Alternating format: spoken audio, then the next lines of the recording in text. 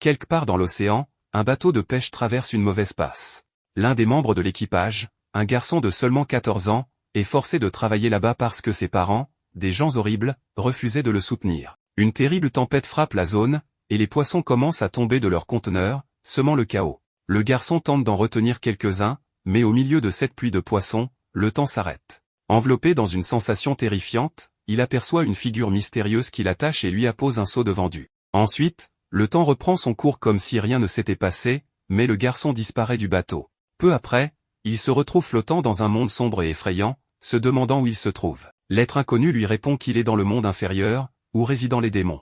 La créature démoniaque se présente sous le nom de Sullivan et lui révèle que ses propres parents ont vendu son âme. Effrayé, le garçon se débat en pensant aux atrocités qu'il pourrait subir. Mais en arrivant au château de Sullivan, il réalise que la situation est bien différente de ce qu'il imaginait. Il est placé sur un trône, et Sullivan lui propose un souhait inattendu, devenir son petit-fils. Sullivan confie que c'était son rêve de toujours, jalousant ses amis ayant déjà des petits-enfants. Le garçon demande s'il a vraiment le choix d'accepter ou non, et la créature lui répond qu'il ne le forcera en rien, car c'est lui qui décide. Ce moment révèle que le protagoniste est une personne fondamentalement gentille, qui n'a jamais su dire non à personne. Le démon lui enseigne 3 mots qui permettent de faire exaucer tout vœu: s'il te plaît, aide-moi et je t'en supplie. Fidèle à son habitude de ne jamais refuser personne, le garçon accepte le contrat et devient officiellement le petit-fils de Sullivan. Rapidement, il reçoit une nouvelle chambre et un uniforme scolaire. Sullivan lui explique que, n'ayant jamais eu la chance d'aller à l'école en raison de son enfance traumatique, il devra désormais fréquenter une école de démons. Sullivan vaporise ensuite un parfum sur lui signalant que s'il arrivait au collège avec une odeur humaine, il serait immédiatement dévoré. Ce parfum le protégera de cette menace. À la fin de la conversation, Sullivan révèle qu'il l'aurait mangé pour le dîner s'il avait refusé son offre. En quittant la chambre de son nouveau petit-fils, Sullivan lui recommande de dormir, car le lendemain marquera le jour de son admission au nouveau collège. En sortant, il est abordé par son serviteur Opéra, qui s'interroge sur son choix d'adopter un humain, alors qu'il aurait pu choisir n'importe quel démon. Sullivan lui répond mystérieusement qu'il comprendra bientôt les raisons de son choix. Le lendemain matin, le garçon prend une photo avec son grand-père devant l'école pour immortaliser cet instant. Après avoir dit au revoir, Sullivan laisse Opéra accompagner le jeune garçon jusqu'à l'entrée du collège, situé à l'issue d'une longue et sinistre vallée. Il se dirige ensuite vers l'auditorium où se déroule la cérémonie d'admission, alors que de nombreux élèves arrivent avec leurs ailes démoniaques. Les êtres du monde inférieur commencent à chanter l'hymne de l'école, exaltant l'honneur d'être un démon et affirmant que la seule utilité des humains est de servir de nourriture. À la fin, un bref discours est annoncé pour le directeur de l'école, admiré de tous comme le futur roi des démons. Malheureusement pour Hiruma, qui tentait de ne pas attirer l'attention, il découvre que son nouveau grand-père est en fait le directeur de l'école. Sullivan monte sur scène, annonçant qu'il a un nouveau petit-fils qui étudiera dans l'institution, exhibant fièrement une photo prise avec Hiruma le jour de sa première rentrée. Désormais, tout le monde sait que le nouveau venu est le petit-fils du directeur. Après cette annonce, les instructeurs introduisent le discours d'un représentant des nouveaux élèves, un prodige nommé Asmodée, idolâtré par tous. Hiruma se réjouit car l'attention se tourne enfin vers quelqu'un d'autre. Mais au moment où Asmodée s'approche de la scène, les instructeurs annoncent une erreur, ce n'est plus lui qui fera le discours, mais le petit-fils du directeur. Choqué, Hiruma se retrouve sur scène et découvre une lettre de Sullivan lui indiquant de lire exactement les mots inscrits. Ne comprenant pas, car ils sont en langue démoniaque, il prononce le discours, stupéfiant tout le monde avec des mots effrayants. À la fin, il est applaudi, un instructeur qualifiant le discours de dangereux et impressionnant. En demandant ce qu'il avait lu, Hiruma apprend qu'il s'agissait d'un puissant sortilège qui, mal récité, aurait pu faire exploser son corps. Il est déçu d'apprendre que le sort ne sert qu'à éviter de trébucher toute la journée. Alors qu'il descend de la scène, Hiruma est défié en duel par Asmodée, furieux d'avoir été éclipsé. Devant toute l'école, Asmodée lance de puissantes boules de feu qu'Hiruma esquive pendant 20 minutes. On comprend alors que cette incroyable capacité d'évitement provient de ses expériences passées, ayant survécu à ses parents cruels, il est devenu un maître pour esquiver tout ce qui est douloureux ou dangereux. Ses capacités de combat peuvent être faibles, mais sa défense est infaillible, ce qui impressionne tout le monde. Asmodée, frustré, décide alors d'utiliser ses arts martiaux, conjurant une épée de feu pour attaquer Hiruma. Mais Hiruma retourne l'attaque en utilisant la force d'Asmodée contre lui, provoquant une explosion et remportant le duel avec une prise spectaculaire, le German suplex. Tous les spectateurs sont impressionnés par sa performance. Plus tard, dans le bureau du directeur, Hiruma est terrifié par les événements de la journée, tandis que Sullivan est très fier de lui. Asmodée entre, s'incline devant Hiruma et lui jure fidélité. Il lui explique que, selon les règles, le perdant d'un duel devient le serviteur du gagnant, et il est maintenant prêt à aider Hiruma à gagner la loyauté de tous les élèves de l'école. Le matin suivant, il se réveille, effrayé par un terrible rêve où il est vendu, enfant, par ses parents au roi des démons. Mais en ouvrant les yeux, il réalise que sa réalité n'est pas si éloignée de ses cauchemars. Son grand-père lui rappelle que c'est son premier jour de cours, la veille n'était que la cérémonie d'admission. À partir de ce jour, il devra suivre des cours. Un peu angoissé, il pense à expliquer à Sullivan qu'il ne veut pas aller à l'école, mais il n'ose finalement pas exprimer son opinion. Il prend son petit déjeuner et remarque que la nourriture est bien meilleure que celle du monde des humains. Ensuite, le démon montre à son petit-fils des fournitures scolaires incroyables qu'il a achetées, y compris un réveil infernal pour le réveiller tous les matins. En sortant de la maison pour se rendre à l'école, le garçon aperçoit une nuée d'élèves volant vers l'établissement. Hiruma tente de ne pas attirer l'attention, mais en arrivant, il croise Asmodée, qui, heureux de le voir, lui dit qu'il a attendu 6 heures pour son arrivée à l'école. Les deux prennent ensemble le chemin de leur salle de classe. Le protagoniste découvre qu'il fait partie du même groupe que son nouveau serviteur, Asmodée. Ce dernier explique que l'école divise les 163 élèves en plusieurs groupes et qu'ils auront un rituel d'invocation de familiers, une ancienne tradition où les étudiants invoquent une bête magique pour la soumettre à leur volonté. Le rang de l'élève sera déterminé par le monstre qu'il réussira à invoquer. Dans la salle des familiers, le professeur Naberius Kalego, qui est aussi conseiller scolaire, les évalue. Il a une présence intimidante et ressent de l'aversion pour Hiruma depuis le discours de la cérémonie, espérant que le garçon échoue au rituel. Il montre aux élèves un panneau expliquant les étapes de l'invocation, dessiner un cercle de sang, placer la feuille dans le cercle magique, et brûler la feuille pour que la fumée prenne forme et fasse apparaître le familier. Frustré par cette explication détaillée, le professeur détruit le panneau et ordonne aux élèves de faire la queue pour commencer le rituel. La majorité des élèves échouent, ne parvenant qu'à invoquer de petites créatures. Puis vient le tour d'Asmodée, qui dessine un cercle de sang et réussit à invoquer une immense et majestueuse serpent blanc avec des ailes démoniaques et une queue enflammée. Tout le monde est émerveillé, et le conseiller reconnaît l'animal comme un cobra gorgon, impressionné par l'extraordinaire lignée d'Asmodée. Ensuite, c'est au tour d'Hiruma, qui redoute l'échec, pensant qu'étant humain, il ne parviendra pas à invoquer un familier et sera ainsi expulsé de l'école pour retourner dans le monde humain. Mais en réalisant les étapes du rituel, il libère accidentellement un pouvoir immense. Quand la fumée se dissipe, tout le monde est choqué de voir que le novice a invoqué le professeur Kalego lui-même. Kalego, seulement partiellement invoqué, demande à Hiruma de l'aider à entrer entièrement dans le cercle, sans quoi son corps serait coupé en deux. Le protagoniste obéit, transformant ainsi Kalego en son propre familier, un petit oiseau démon incapable de voler correctement. Hiruma gagne l'admiration des élèves pour cet exploit inattendu. Kalego, furieux dans sa forme démoniaque, essaie d'attaquer le garçon, mais une barrière magique rouge l'en empêche, car les familiers doivent obéir à leur maître. Après cet événement tumultueux, Hiruma et son professeur se rendent dans le bureau du directeur, qui explique qu'un pacte d'invocation ne peut être annulé et que Kalego sera lié au garçon pendant 1 an. Kalego, résigné, retourne à sa routine scolaire. Hiruma, quant à lui, commence à attirer l'attention dans les couloirs de l'école, devenant rapidement une célébrité pour ne pas avoir de rang défini et pour avoir fait de son professeur son serviteur. Alors qu'il se promène dans le couloir, il croise une jeune fille démon qui sort de sa classe, renversant une pile de caisses. Elle se présente comme Clara, une fille excentrique et extravertie. Asmodée explique à Hiruma qu'elle est connue pour son comportement étrange et qu'elle n'a donc aucun ami. Un professeur qui passait par là remarque l'agitation des élèves autour des trois et les envoie dans la cour de l'école. Une fois arrivés, il voit Clara, la fille étrange, leur proposer de jouer avec ses nombreux jouets macabres et de participer à des jeux légèrement troublants. Elle demande ensuite à Hiruma d'imiter certaines choses, avec un s'il te plaît, elle réussit à le convaincre de faire tout ce qu'elle lui demande, comme imiter un arbre, un vent violent, et un chien démoniaque. Ainsi, les trois passent une bonne partie de la journée à jouer et courir autour de l'école. Après 2 heures sans s'arrêter, Asmodée et son ami s'effondrent sans souffle sur l'herbe. Voyant cela, Clara sort une bouteille d'eau et une collation de sa poche pour ses nouveaux amis. Lorsqu'on lui demande comment elle fait, elle explique que c'est un pouvoir spécial de sa famille, elle peut sortir n'importe quel objet qu'elle a déjà vu au moins une fois de ses poches. Hiruma remarque que d'autres élèves profitent de l'innocence de Clara, lui demandant souvent de leur donner des boissons et de la nourriture. Le lendemain matin, Hiruma est réveillé par son réveil infernal et se rend immédiatement à l'école. En se promenant dans les couloirs, il entend des élèves dire que le seul intérêt d'Hiruma pour Clara est son pouvoir, ce qui déçoit profondément la jeune fille. Elle va alors voir Hiruma dans la cour et lui propose de jouer encore une fois. Mais Hiruma refuse cette fois, ce qui pousse Clara à insister. Elle finit par pleurer, disant qu'il est comme tous les autres, seulement intéressé par sa capacité. Hiruma nie et lui dit qu'il n'a pas besoin qu'elle lui donne de la nourriture ou des boissons, il aime passer du temps avec elle simplement pour ce qu'elle est.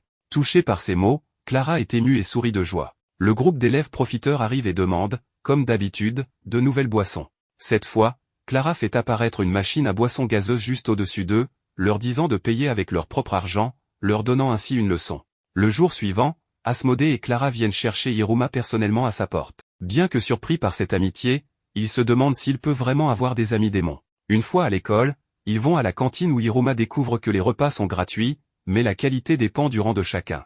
N'ayant pas encore de classement, il se retrouve avec les options les plus simples. Asmodée, voyant que son ami ne sait pas quoi choisir, décide de préparer les plats et lui demande de l'attendre à la table. Le protagoniste est heureux de cette attention, car il ressent pour la première fois qu'il se fait de véritables amis. En arrivant à table, Asmodée lui apporte quelques plats pour qu'il les goûte. Ils sont alors surpris de voir plus de 50 types de plats différents déposés sur leur table. Il s'agissait d'une blague de la part des autres élèves envers le nouveau, mais le garçon en profite et mange tout en quelques secondes. Par la suite, il remercie le chef cuisinier qui, épuisé d'avoir préparé tant de nourriture, finit par s'évanouir. Pendant ce temps, Clara crée du remue-ménage à un autre stand de nourriture en observant chaque aliment et en le reproduisant depuis ses poches, ce qui cause des pertes pour le propriétaire, qui finit par la chasser. Avec toute cette agitation, le professeur Kalego se rend au réfectoire pour identifier le responsable de ce désordre. En arrivant, il découvre Clara, qu'il considère comme insupportable et imprévisible. Cependant, Clara apprend que le professeur est en fait le familier de son ami Hiruma,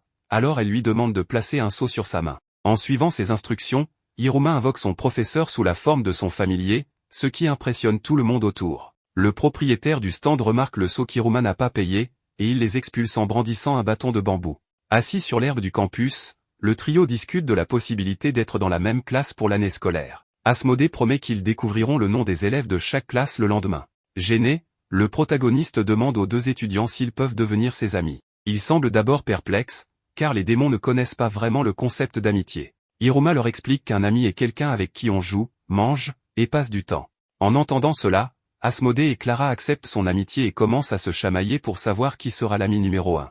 L'administration du collège finit de composer la liste des classes, et Hiruma découvre qu'il est placé avec ses deux nouveaux amis dans la classe des inadaptés, faite pour les élèves à problème. Le matin, alors qu'il était en train de manger, Hiruma reçoit un message de son grand-père lui annonçant qu'il l'a mis dans la classe des élèves les plus perturbateurs et turbulents de l'école. Selon lui, en causant plus de problèmes et en attirant plus l'attention que son petit-fils, le garçon pourra mener une vie normale d'étudiant au lycée. Le garçon accepte ça comme d'habitude et part pour l'école avec ses deux amis, Clara et Asmodée, qui découvrent également qu'ils ont été mis dans la classe des anormales. Le prodige dit que ça ne l'importe pas, après tout ce qu'il souhaitait, c'était être dans la même classe que son nouvel ami. La sonnerie de l'école retentit, et les élèves commencent à vérifier leur nom sur la liste, un moment de joie pour certains, de tristesse pour d'autres. Clara savait déjà qu'elle était dans la même classe, mais elle a quand même décidé de célébrer, attirant encore plus l'attention sur le trio. Les nouveaux camarades commencent à se promener dans les couloirs à la recherche de la salle des délinquants. Le protagoniste est émerveillé par tous les aspects de cet endroit qui lui rappelle une école du monde humain, bien qu'il n'y ait jamais étudié. À ce moment-là, un certain sortilège se déclenche. Clara commence à le poursuivre rapidement. Asmodée dit que ce signal est probablement un indicateur qui mène l'élève d'honneur jusqu'à sa classe. Le groupe décide donc de suivre l'étrange signal et après un certain temps, se demande s'ils ne sont pas en réalité en train d'être emmenés hors de l'école. Ils se retrouvent face à une entrée souterraine et suivent le chemin indiqué, traversant un parcours rempli de déchets et d'une odeur insupportable. Enfin, ils arrivent devant une porte vieille et abandonnée. Hiruma décide de l'ouvrir prudemment, mais il est interrompu par Clara qui, emportée par sa joie insensée, pousse le garçon, ouvrant la porte d'un coup. À cet instant, un mécanisme se déclenche, tirant de nombreuses armes en direction du garçon. Il les esquive de façon incroyable grâce à sa parfaite maîtrise du mouvement. Lorsqu'il se remet du choc, il remarque que tous ses camarades de classe sont impressionnés. Selon eux, c'était une épreuve pour les nouveaux arrivants, affirmant que personne n'avait jamais survécu à cette dangereuse piège. Un des étudiants de la classe dit que quelqu'un a été perforé par les épées, attirant l'attention de tous. Un nouvel élève entre alors par la porte, un gros dur envoyé dans la classe des anormaux pour avoir combattu un professeur. Il déclare qu'il n'est pas un lâche qui évite les lames, car il doit devenir le plus fort possible pour devenir le roi des démons. À ce moment-là, on apprend que ce titre n'est occupé par personne dans le monde inférieur. Celui qui sera choisi pour ce rôle doit être la créature la plus forte, la plus crainte par les autres. L'élève explique aussi que les démons sont classés en 10 niveaux et seuls ceux qui sont en haut de la liste, appelés Yod, peuvent briguer le poste de roi. Il raconte qu'il a battu son professeur lors d'un duel, car c'est la méthode la plus rapide pour monter dans le classement, puis menace Hiruma, lui disant que si l'élève d'honneur gêne son ascension, il devra en subir de graves conséquences. Asmodée interrompt la conversation et prévient le dur que son ami ne peut pas être menacé. Voyant qu'Asmodée est à la botte d'Hiruma, Sabro dit qu'il ne peut plus le compter parmi ses rivaux. Furieux, il répond qu'il n'est pas son serviteur mais son ami. Tout le monde dans la classe, y compris les démons, se demande ce que signifiait ce mot. Alors que le protagoniste commence à se lasser de la situation, le professeur entre dans la salle. Il est le maître de la classe et, pour son malheur, il doit encore faire face à Hiruma. Irrité d'être responsable des délinquants, il commence rapidement à faire l'appel et ordonne aux étudiants de se rendre à l'extérieur de la salle, car ils passeront un nouveau test qui déterminera le classement de chacun. Il explique que le classement serait déterminé après avoir passé un nouveau test, qui consisterait en une course jusqu'à la fin d'un vallon couvert de brouillard. L'objectif est d'atteindre le drapeau rouge situé à la fin du parcours. Kalego réalise un rituel d'invocation. Le panneau d'invocation réapparaît et explique aux élèves qu'il y a 2 chemins pour réussir l'épreuve. Le premier passe par la vallée de la mélodie de l'oiseau, qui est le plus long mais aussi le plus tranquille. Le second est la vallée des décapitations, remplie de dangers et de créatures démoniaques, mais c'est le chemin le plus court pour atteindre l'objectif. Kalego est furieux, détruit de nouveau l'invocation et affirme que tout le monde doit prendre le chemin long, car il est plus sûr et doit éviter la vallée des décapitations, car dans cet endroit vit une créature qui contrôle toute la zone, un danger extrême pour quiconque envahit son territoire. Le professeur commence l'épreuve. Tous les étudiants s'envolent avec leurs ailes, sauf un qui n'a aucune idée de comment accomplir ce test. Il est entraîné vers le bas de la montagne par la vitesse de ses camarades. Le garçon est poussé pour forcer le début de l'épreuve et tombe de très haut car il ne sait pas voler. Les élèves se séparent, chacun faisant face à divers obstacles sur le chemin, comme des oiseaux démoniaques et des plantes venimeuses. Asmodée avance à grande vitesse pour être le premier à atteindre le drapeau, utilisant son invocation serpent pour l'aider à éliminer tous les ennemis. À ce moment-là, le garçon prodige découvre que Clara était sur son dos tout ce temps. La fille a profité de la vitesse et de l'habileté de son ami, ce qui rend le jeune homme furieux. En plein milieu de sa crise de colère, Asmodée voit que Sabro a choisi de passer par la vallée des décapitations pour arriver au sommet du classement plus rapidement. Le dur passe par un décor catastrophique, entouré par une violente tempête, et avec le moindre faux pas, il pourrait être emporté dans les profondeurs de cet endroit. Kalego se demande ce qu'il est devenu d'Hiruma, et on apprend que le garçon, après être tombé de la montagne, a été capturé par un groupe de vautours démoniaques qui, en ce moment même, le portent dans leur bec. L'un des vautours dépose le protagoniste dans un nid très particulier. Asmodée essaie maintenant de sauver Clara, qui est en train d'être dévorée par une plante carnivore. La fille dit que c'est un destin cruel et se dit adieu à son ami. Le garçon prodige, n'en pouvant plus de la situation, utilise son épée de feu pour trancher la créature en deux et sauver la fille une bonne fois pour toutes.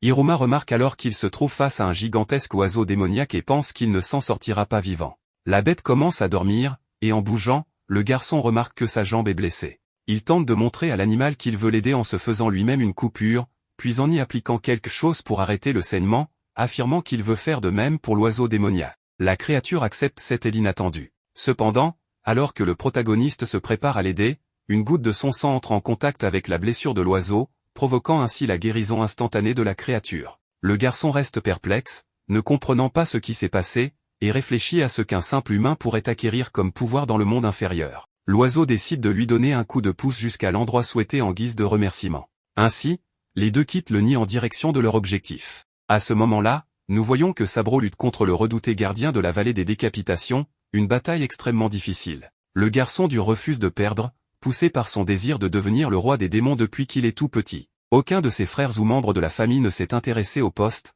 c'est pourquoi il compte obtenir ce titre pour honorer sa famille. Il utilise donc une capacité spéciale développée exclusivement par son propre clan, appelée création d'armes, qui lui permet de créer des armes à partir du même matériau qu'il mord. Le garçon place un morceau de bronze entre ses dents et fait apparaître dans ses mains une énorme hache. Il attaque le monstre avec plusieurs frappes, mais son adversaire parvient à esquiver facilement, entrant dans un état de colère. Sabro mord une petite plaque d'argent qu'il porte en collier et invoque une épée puissante faite du même métal. Il fonce sur la créature, qui parvient à parer ses puissantes attaques en utilisant seulement ses griffes. En voyant que la bataille penchait complètement en sa faveur, le garçon se préparait à recevoir le coup fatal. Cependant, Hiruma se place devant lui demandant d'arrêter le combat. Ne comprenant pas ce qui se passe, son camarade de classe l'éloigne, lui demandant de ne pas interférer dans son affrontement. Le protagoniste, qui avait avec lui l'oiseau géant qui lui donnait une chevauchée, se rend compte qu'il s'agissait du fils de la créature qui hante la vallée des décapitations. Heureux de se retrouver ensemble et avec la blessure du seul successeur guéri,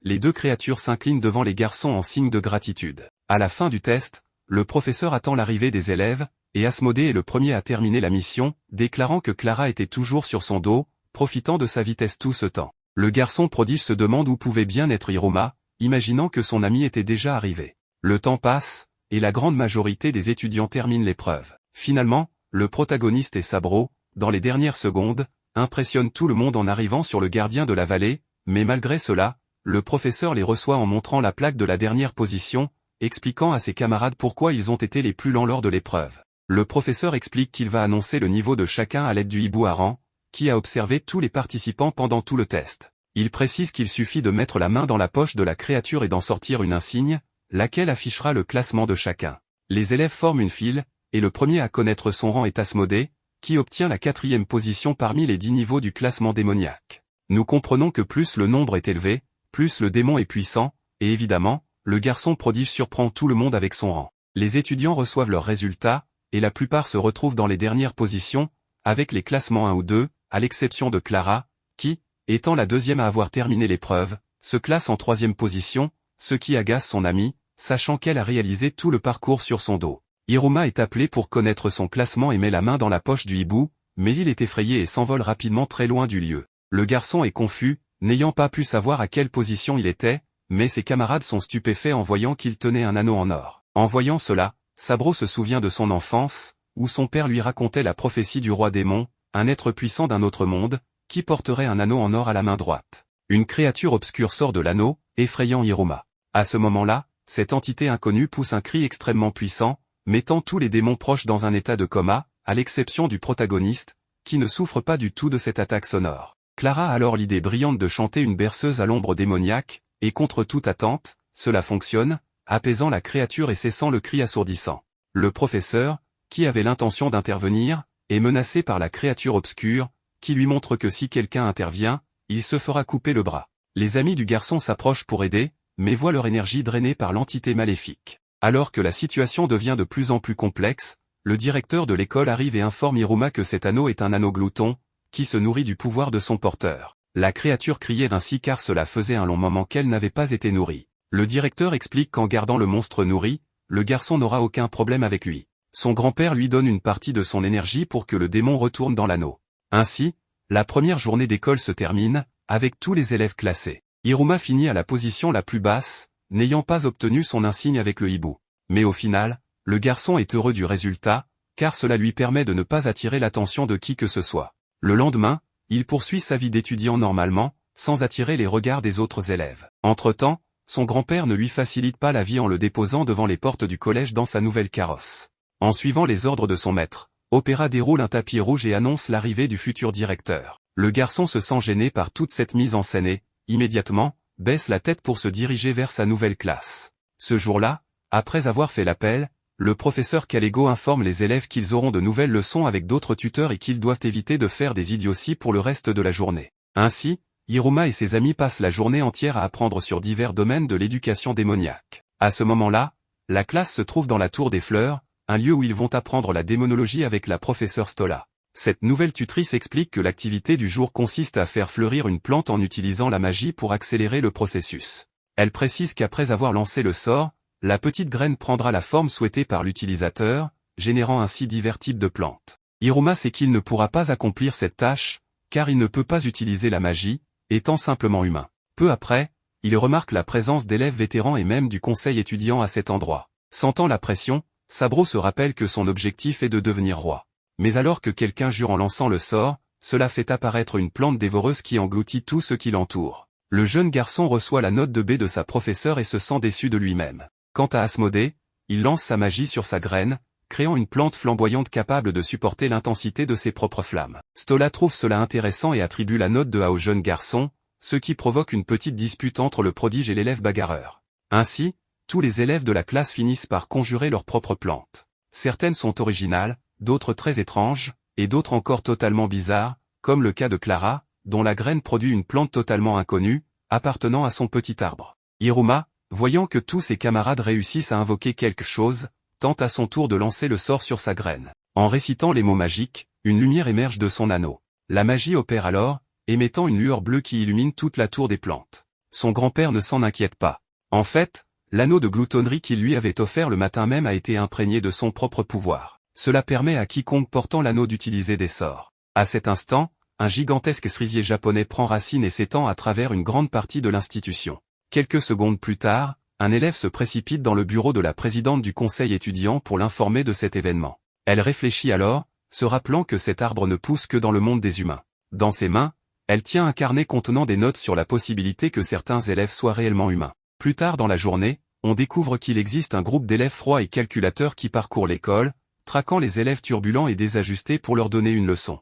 Ce groupe d'élite est connu sous le nom de Conseil étudiant, dirigé par sa présidente, qui est aussi leur leader. Cependant, elle continue de douter de l'existence des humains, car seuls les démons de rang élevé ont accès à cette information. Elle entre dans une salle secrète, ouvrant un passage dissimulé menant à des manuscrits anciens de sa famille qui confirment l'existence des humains. En ouvrant un livre, elle découvre une histoire romantique entre deux étudiants. Ce n'était pas un simple manga. Elle est fascinée par cette histoire, mais en même temps confuse, car elle ne comprend pas tout ce qui est écrit. Sentant la présence de quelqu'un qui s'approche, elle range rapidement le livre et quitte les lieux sans se faire remarquer. Dans les environs de l'école, Hiruma propose son aide pour nettoyer les nombreuses pétales tombés de l'arbre qu'il a invoqué. Les travailleurs lui demandent alors d'emmener tous les nombreux sacs de déchets à l'extérieur. Fidèle à sa nature de ne jamais refuser une demande, il accepte. Asmodée, son ami, s'approche pour l'aider et, afin de lui épargner du travail, il brûle tous les déchets sur place. Mais en déplaçant les sacs, Clara trébuche sur une pierre, renversant les résidus sur ses camarades. Le protagoniste, réalisant qu'il se fait tard, suggère qu'il devrait rentrer. Toutefois, il décide de rester pour nettoyer tout le désordre. Plus tard, alors qu'il parcourt les couloirs de l'école, Hiruma croise la présidente du conseil étudiant. La jeune fille, embarrassée, se rend compte que cette même scène est identique à une situation décrite dans le manga qu'elle a lu. Elle imagine rapidement que le garçon est en train d'essayer de la séduire pour qu'elle tombe amoureuse de lui. Avec cette action d'Hiruma, elle conclut qu'il ne fait aucun doute que le garçon est un humain. Hiruma se retrouve dans une situation compliquée sous le regard perçant de Amélie, la présidente du conseil étudiant. Le garçon, confus et maladroit, ne sait pas quoi dire, car il n'avait pas l'intention de provoquer cet incident. Fidèle à lui-même, il s'excuse à plusieurs reprises. Amélie, de son côté, reste silencieuse, mais dans sa tête, un torrent d'idées et d'hypothèses se bouscule. Elle commence à douter que le nouvel élève soit un humain, mais elle ne veut pas causer de problème à l'école, surtout que son père est le chef inspecteur de la police des démons. Sachant cela, elle hésite à agir. Pendant ce temps, Hiruma, désespéré de sortir de cette situation,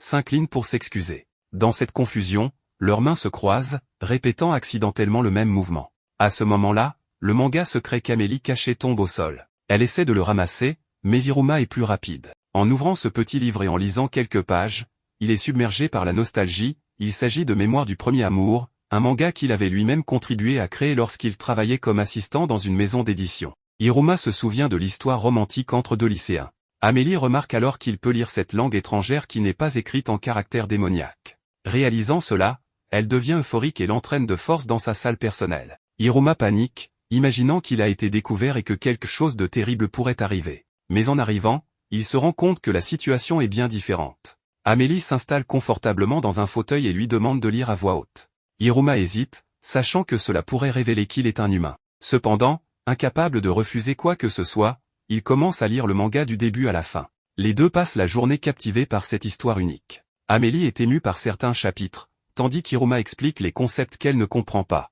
À mesure que le temps passe, Hiruma réalise qu'il fait déjà nuit. En vérifiant son téléphone démoniaque, il remarque que son grand-père lui a envoyé plusieurs messages à cause de son retard. Amélie prend le téléphone d'Hiruma et enregistre son numéro dans ses contacts, pour qu'il puisse la reconnaître et venir immédiatement la voir. Le garçon court ensuite chez lui et réfléchit en chemin au bon moment qu'il a passé avec elle. De son côté, Amélie est désormais convaincue qu'Hiruma est un humain, mais elle veut plus de preuves avant de confirmer sa théorie. Elle décide de lire tous les volumes du manga Mémoire du premier amour pour s'en assurer. De retour dans sa chambre, Hiruma reçoit un message d'Asmodée l'informant que le conseil étudiant le recherche pour discuter de l'incident de l'arbre géant. De plus, la présidente du conseil étudiant veut lui parler, sans qu'il sache encore qu'il s'agit d'Amélie elle-même. Le lendemain, alors qu'il se prépare pour l'école, Hiruma a une brève conversation avec Opéra, son majordome. Celui-ci lui demande s'il souhaite retourner dans le monde humain. Opéra explique que s'il atteint un rang élevé, il pourrait retrouver sa vie d'avant. À ce moment-là, le protagoniste réfléchit à sa vie passée, où ses parents ne se souciaient absolument pas de lui. Dans ce nouveau monde, en revanche, il a un grand-père qui répond à tous ses besoins. S'il retournait sur Terre, il risquerait probablement de mourir de faim et de vivre dans la rue. Mais dans le monde souterrain, il a une grande maison, toute la nourriture qu'il peut manger, et, pour la première fois de sa vie, de véritables amis. En y réfléchissant, Hiruma se rend compte qu'il n'a aucun avantage à revenir à sa vie précédente. Alors qu'il est perdu dans ses pensées, il croise Clara et Asmodée en chemin pour l'école. Le trio se dirige ensemble vers la cantine après que la sonnerie retentit. Dans la classe, Sabro, un de ses camarades, commence à le perturber simplement par sa présence. Pendant ce temps, Hiruma reste pensif, repensant aux réflexions qu'il avait eues plus tôt ce matin. La présidente du conseil étudiant lui envoie un message, lui demandant de la retrouver. Il décide d'aller au lieu indiqué, laissant ses amis derrière lui. Asmodée trouve le comportement d'Hiruma suspect. Il remarque qu'Hiruma s'éclipse souvent pour aller seul dans des endroits inconnus. Clara, de son côté, est contrariée, car cela fait longtemps qu'ils n'ont pas joué ensemble. Sabro propose de suivre Hiruma pour découvrir ce qu'il fait. Clara trouve l'idée excellente, et les deux commencent à enquêter sur les déplacements d'Hiruma. Cependant, leurs recherches ne mènent à rien. Partout où ils passent, Clara attire l'attention avec ses comportements excentriques, tandis qu'Asmodée, considéré comme un génie, est également très remarqué. Pour se fondre dans la masse, Asmodée a une idée brillante, ils vont acheter des lunettes anti-détection dans la boutique Comcom. Ces lunettes rendent presque invisibles ceux qui les portent. En arpentant les couloirs de l'école, ils finissent par retrouver Hiruma, qui discute avec la présidente du conseil étudiant. Asmodée imagine immédiatement que cela fait partie d'un plan machiavélique de contrôle total, convaincu que le conseil de l'établissement, qui a une grande autorité, est la cible de leur ami. Il s'émerveille de la stratégie supposée d'Hiruma, pensant qu'il vise à détruire le conseil étudiant. Dans la salle de la présidente, Hiruma commence à lire un nouveau volume du manga pour Amélie. Elle écoute attentivement la narration, mais lorsqu'il arrive à une partie évoquant des rêves, elle interprète cela comme une référence aux ambitions. Elle en profite pour lui demander quelles sont ses ambitions. Hiruma répond qu'il souhaite voir toutes les personnes autour de lui heureuses. Mais Amélie ne croit pas à cette réponse et insiste pour connaître ses véritables ambitions. Pendant ce temps, Clara et Asmodée espionnent discrètement la conversation depuis l'extérieur de la salle. Hiruma est confus, car il n'a jamais vraiment réfléchi à ce qu'il désirait réaliser dans la vie. Il s'est toujours contenté de répondre aux demandes des autres sans jamais penser à ses propres objectifs. Réalisant cela, Amélie l'encourage à grimper dans les rangs de l'école, estimant que c'est un objectif qu'il peut accomplir par lui-même. Hiruma hésite à accepter, craignant que monter en grade n'attire davantage l'attention sur lui, ce qu'il veut à tout prix éviter. Pendant que cette conversation a lieu, Clara devient de plus en plus impatiente. Elle veut jouer avec son amie et ressent une certaine jalousie envers la nouvelle relation entre Hiruma et Amélie. Asmodée dit à Clara qu'elle ne devrait pas entrer dans la salle, car cela gâcherait tout, bien qu'intérieurement il soit extrêmement curieux de savoir de quoi il est question. Cependant, ils ne parviennent pas à se mettre d'accord sur la situation, ce qui mène à un affrontement dans les couloirs de l'école. Clara, déterminée et désordonnée, court vers la porte et saute pour réaliser un coup de pied volant afin d'entrer dans la salle. Asmodée, se plaçant devant elle, bloque son coup et déclare qu'il ne la laissera pas passer. Clara, utilisant ses techniques d'acrobatie, roule sur Asmodée mais ce dernier le repousse. Elle recharge en lançant un distributeur automatique sur Asmodée, mais il l'intercepte. Elle va même jusqu'à invoquer une tronçonneuse pour forcer l'entrée. De son côté, Asmodée parvient à contrer toutes les tentatives d'invasion de son ami. Quelques secondes plus tard, Clara détruit carrément le mur de la salle à l'aide d'une incroyable machine de démolition. Finalement, elle réussit à ramener Hiruma de son côté. À ce moment, Amélie prend congé d'Hiruma, lui disant qu'ils auront encore l'occasion de discuter à plusieurs reprises. Le lendemain, Clara, la meilleure amie d'Hiruma, se demande pourquoi il l'a remplacée par la Rouge, un surnom qu'elle a donné à Amélie à cause de ses longs cheveux rouges. Sabro lui explique qu'en suivant les règles du livre des démons, si quelque chose vous est pris, vous devez le reprendre. Il lui affirme que la seule solution est de conquérir Hiruma sur le plan romantique pour qu'il reste toujours à ses côtés. Entendant cela, Clara est sous le choc, mais décide de mettre ce plan en pratique rapidement. Durant les cours, les élèves doivent choisir une catégorie d'apprentissage pour se spécialiser. Les options incluent étudier en classe sous la supervision d'un professeur ou s'entraîner sur le terrain à l'aide de magie tout en affrontant des défis pour progresser. Sans hésiter, Hiruma choisit l'option la plus sûre, étudier sous les conseils d'un tuteur. Asmodée, voyant le choix de son ami, opte pour la même voie. Clara, cependant, choisit d'assister à un cours sur les relations romantiques avec des incubes, exclusivement réservé aux filles. En voyant cela, Asmodée en conclut que Clara ne sait pas lire et a sélectionné cette option par erreur. Clara, toutefois, le confronte en déclarant qu'elle a délibérément choisi ce cours, car elle veut apprendre à conquérir quelqu'un. Dans sa nouvelle classe, Clara a pour tutrice une professeure experte en art romantique, une véritable succube. La professeure explique que l'art de conquérir son bien-aimé doit être entraîné et perfectionné par toutes les filles. Ce n'est qu'ainsi qu'elles pourront faire en sorte que leur cible tombe rapidement amoureuse. Avant de commencer son enseignement, elle utilise sa capacité spéciale, le scope romantique, qui permet de mesurer le niveau d'attractivité de toutes ses nouvelles élèves. Certaines affichent naturellement un pourcentage élevé, tandis que d'autres sont dans la moyenne. Mais la professeure rassure ses élèves, le score le plus bas jamais enregistré est de 21%. Avec une formation ciblée, elles pourront augmenter leurs résultats. Cependant, lorsqu'elle utilise sa technique sur Clara, la surprise est totale, Clara n'a que 2% d'attractivité, un score si bas que même les bébés ont généralement 3%.